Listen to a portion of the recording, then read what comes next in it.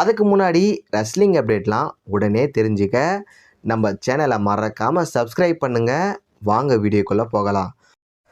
First நம்ம பார்க்க போகிறது ரசல்மீனியா 42 முடிஞ்ச பிறகு நடக்கக்கூடிய பேக்லாஷ் பேப்பர்வியூவில் Randy Orton Pat McAfee versus Cody Rhodes Jelly ரோலுக்கு ஒரு டேக் டீம் மேட்ச் நடத்த WWE இப்போ பக்காவாக பிளான் பண்ணியிருக்காங்களாம். ஆல்ரெடி ரசல்மீனியாவில் நடக்க போகிற ராண்டியோட மேட்சுக்கான ஸ்டோரி லைன் செம்ம மொக்கையாக போய்கிட்டு இருக்கு. காரணம் பேட் மெக்கஃபி அண்டு ஜெல்லி ரோல் தான். இவங்களை இப்போவே ஸ்டோரி லைன்லேருந்து தூக்காமல் பேக்லாஷ் பேப்பர் வியூவரை கொண்டு போக போகிறது மோசமான விஷயம். பார்க்கலாம் ட்ரிபிள் எச் என்ன தான் பண்ணி தொலைக்க போகிறாருன்னு. அடுத்து நாம் பார்க்க போகிறது ரசல்மீனியா 42ல் ஒரு பேங்கரான செத் ரோலின்ஸை நீங்கள் பார்க்க போகிறீங்கன்னு நம்ம செத் ரோலின்ஸை ரீசெண்டாக ஒரு இன்டர்வியூவில் சொல்லியிருக்காரு.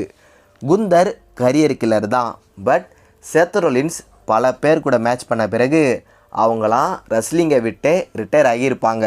அந்தளவு தலைவன் மற்ற ரெஸ்லருக்கு இன்ஜுரியை உண்டாக்கி ரிட்டையரே பண்ணியிருப்பார். பார்க்கலாம் அந்த லிஸ்ட்டில் குந்தர் வருவாரான்னு.